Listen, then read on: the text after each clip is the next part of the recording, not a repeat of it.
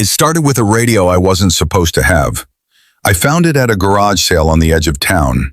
An old portable radio from the 1980s. Thick plastic casing, silver antenna, and a dial that clicked loudly when you turned it. The old man selling it told me something strange. Don't use it after midnight. I laughed and asked why. He didn't laugh back. Because after midnight, it stops playing stations. Then he added quietly, and starts playing other things. I thought he was just trying to sell it with a creepy story, so I paid $5 and took it home. That night, I set the radio on my bedside table. It worked perfectly. Music stations, news stations, late-night talk shows, everything sounded normal. Until midnight, exactly 12 a.m., the music suddenly cut off, and the radio filled with static. At first, I assumed the signal dropped, but the static sounded strange. It wasn't random noise. It sounded like whispers hidden inside the static. I turned the dial slowly. Every frequency was the same, just static. But if I listened carefully, I could almost hear words. So I leaned closer, and that's when the static said something clearly. "Hello, Daniel." My heart skipped. I hadn't told anyone my name, and I was alone. I pulled the radio closer to my ear. "Who's there?" The static crackled louder. Then the voice returned. "Daniel, you need to listen." It sounded distorted, like someone speaking through water. "This frequency is the only way through." A chill ran through me. "Through what?" The static grew heavier. Then the voice whispered something that made my skin crawl. "Through the moment before death." I turned the radio off immediately. Silence filled the room. I told myself it was interference, or someone hacking into the signal, anything logical. But the next night, it happened again. Exactly midnight, the radio turned itself on, static filled the room, and the voice returned. "Daniel, someone near you is going to die tonight." I froze. "What?" The static buzzed softly. "Apartment building, 3rd floor." My stomach tightened. I lived in a 3-floor apartment building. "Who?" There was a long pause. Then the radio whispered, "Not yet." 15 minutes later, I heard sirens outside. Police, ambulance, people talking in the hallway.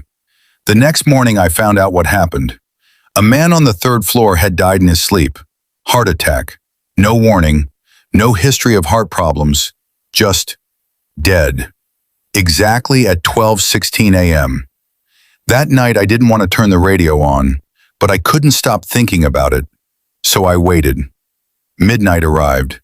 The radio clicked on by itself. Static flooded the room again.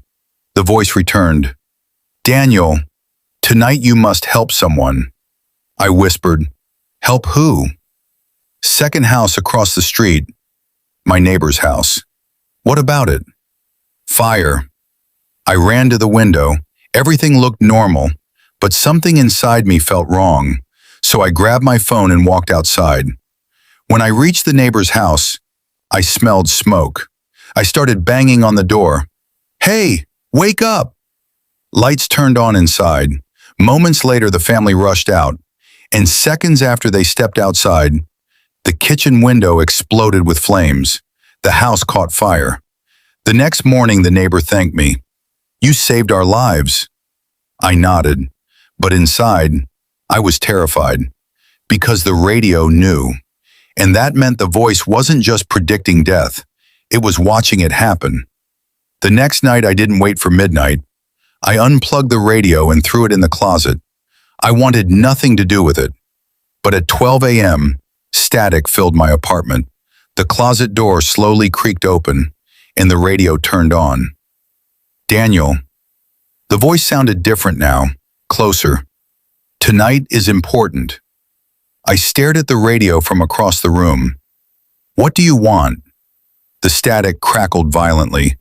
Then the voice whispered, "You need to understand something." "What?" "The radio isn't predicting death." My chest tightened. "Then what is it doing?" The voice answered quietly, "It's broadcasting it." The room went cold. Broadcasting what? The static hummed. Moments before people die, their thoughts echo through time.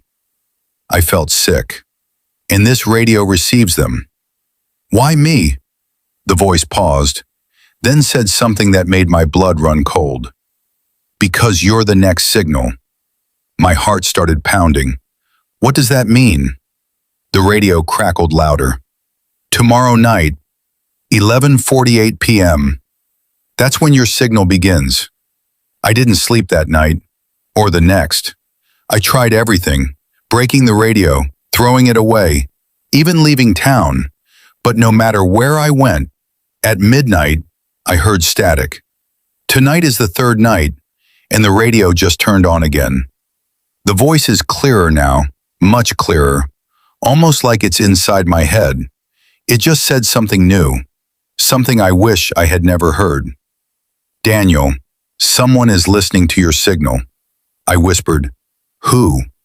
The static hissed, and the voice answered softly, "You."